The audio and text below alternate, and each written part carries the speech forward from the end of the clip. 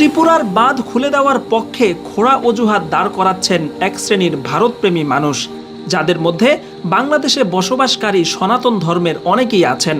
তারা নিচু গলায় বলার চেষ্টা করছেন যে বাঁধ খুলে না দিলে প্রথমে ত্রিপুরা ডুবে যেত, এরপর পানির চাপে বাঁধ ভেঙে এমনিতেই বাংলাদেশের ফেনী, নোয়াখালী, কুমিল্লা অঞ্চলও ডুবে যেত। ফলে বাংলাদেশকে বাঁচাতে বাঁধ আটকানোর চেষ্টা করলে উভয় দেশ প্লাবিত হয়ে বাংলাদেশ ভারত উভয় দেশই ক্ষতিগ্রস্ত হতো।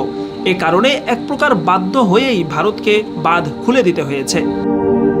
ভারতপ্রেমীদের এই যুক্তি তিস্তা, ফারাক্কা এবং ত্রিপুরার এই ডম্বুর বাঁধ সহ প্রত্যেক বাঁধের ক্ষেত্রেই প্রযোজ্য।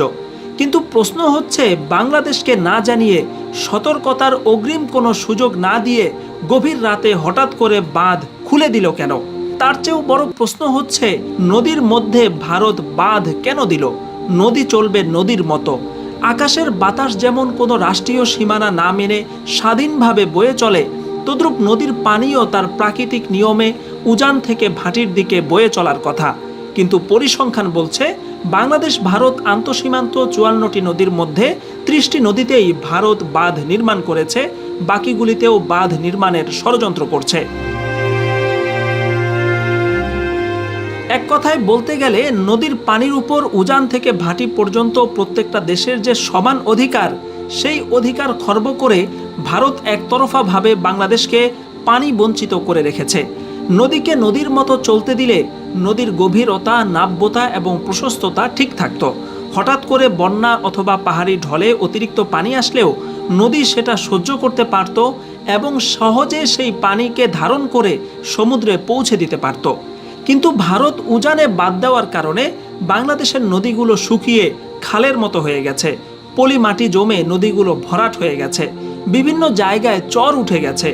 এখন হঠাৎ করে এত বিপুল পরিমাণ পানি ছেড়ে দিলে বাংলাদেশের অগভীর এবং চিকন নদীগুলো সেই পানি আর ধারণ করতে পারে না।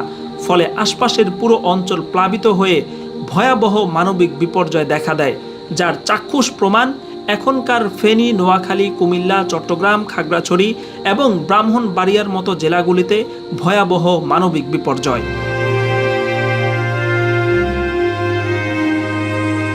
কাজেই এখন কেউ যদি ভারতের পক্ষে সাফাই গাইতে আসে এবং এ কথা বলে যে পানি ছেড়ে না দিয়ে ভারতের কোনো উপায় ছিল না, তাহলে তাকে চোখে আঙুল দিয়ে ভারতের পানি সন্ত্রাস দেখিয়ে দেওয়া উচিত যে ভারত কিভাবে বাংলাদেশের চতুর্পাশে বাঁধ নির্মাণ করে এদেশের নদীগুলোকে খুন করেছে।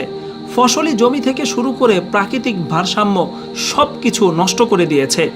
ভারতের এই পানি সন্ত্রাসের জন্য বিশেষজ্ঞরা আন্তর্জাতিক অপরাধ আদালতে মামলা করার পরামর্শ দিয়েছেন। কারণ পানি এবং বাতাস মহান আল্লাহ তাআলার বিশেষ ধরনের নেয়ামত, যার উপর দেশ, জাতি ও ধর্ম নির্বিশেষে সবার সমান অধিকার রয়েছে। এই অধিকার থেকে ভারত যদি বাংলাদেশকে বঞ্চিত করে, তাহলে বাংলাদেশ ভারতের জন্য ট্রানজিট সুবিধা থেকে শুরু করে আর কি বন্ধ করে দিবে, সে বিষয়টাও এখন আলোচনায় আসা উচিত।